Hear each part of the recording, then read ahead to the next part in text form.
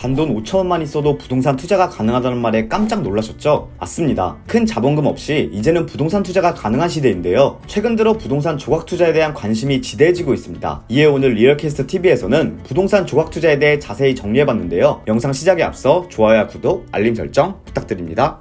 조각 투자에 대해 생소한 분들도 있으실 겁니다. 조각 투자는 여러 명의 투자자가 공동으로 투자해 소유권을 조각으로 나누는 투자 방식을 뜻합니다. 예를 들어 강남에 위치한 빌딩에 여러 명의 공동 투자자가 함께 투자해 소유권을 나눈 뒤 수익을 분배하는 것이죠. 최근 재테크 시장에서는 조각 투자에 대한 인기가 높아지고 있습니다. 부동산 외에도 미술품, 음악 등 다양한 분야에서 활용되고 있죠. 그럼 부동산 조각 투자는 어떻게 진행되고 수익 분배 방식은 어떤지 알아볼까요? 먼저 운영 방식을 보겠습니다. 건물을 수익증권 지분으로 만들어 투자자들에게 청약을 받습니다. 이후 임대 수익과 시세 차익 등 투자자들의 지분에 따라 수익을 나누는 것이죠. 만약 청약받은 건물에 수익이 없어서 소유권을 팔고 싶을 때는 어떻게 하나 싶으실 겁니다. 무조건 소유권을 팔 수 없는 것은 아닙니다. 오히려 부동산을 매각하는 것보다 소유권 매매가 좀 더 간단하죠. 조각 투자 소유권은 매매를 통해 수익을 얻을 수 있습니다. 따라서 부동산과 주식이 합쳐진 재테크 방식이라고 생각하면 훨씬 이해하기 편합니다. 부동산 조각 투자는 5천원만 있어도 소유주 한 주 청약이 가능한데요. 그래서 자본금이 적은 MZ세대에게 많은 주목을 받고 있죠. 그래서인지 부동산 조각 투자 플랫폼 시장도 점차 성장세를 보이고 있습니다. 플랫폼마다 운영 방식과 수익 구조에 약간의 차이가 있으니 각 플랫폼마다 어떤 장단점을 지니고 있는지 살펴볼까요?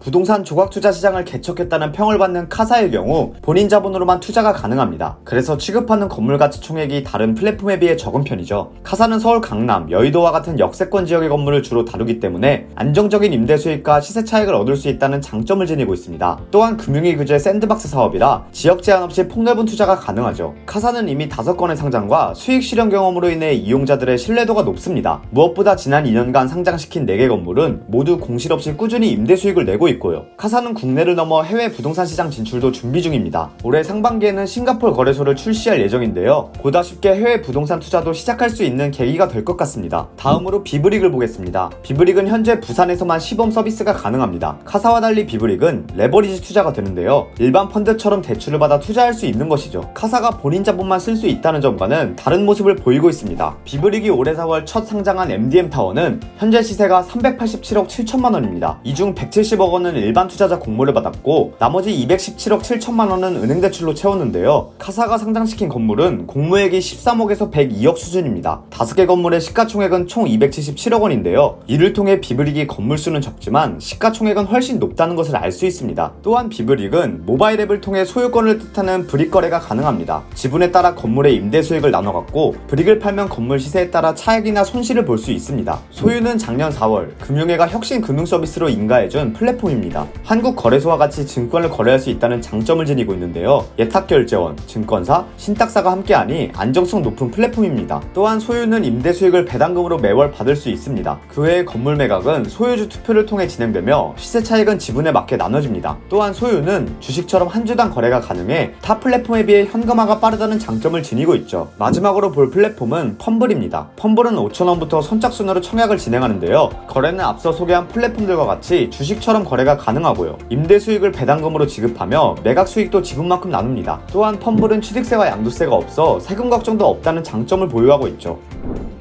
부동산 조각 투자는 실제 건물을 매입하는 것보다 절차 부분에서 간단하다는 장점이 있습니다. 거래 방식도 주식과 비슷하니 간편하죠. 그러나 주의할 점도 존재합니다. 조각 투자 플랫폼은 공시 의무 같은 소비자 보호 장치에 대한 부분이 취약한데요. 운용 방식과 투자 위험도 등 여러 정보에 대해 제공하는 것이 필수가 아니기 때문에 누군가는 수익을 얻을 수 있지만 실패할 확률도 꽤 큰 것이죠. 그렇기 때문에 플랫폼을 선택하여 투자하기 전에 플랫폼 책임 재산과 전문성에 대해 꼼꼼히 따져봐야 합니다. 또한 조각 투자는 권리를 거래하는 것이기 때문에 유통시장 감시도 미흡한데요. 이러한 부분은 가격 조장이 될 수 있으니 유의하셔야 합니다.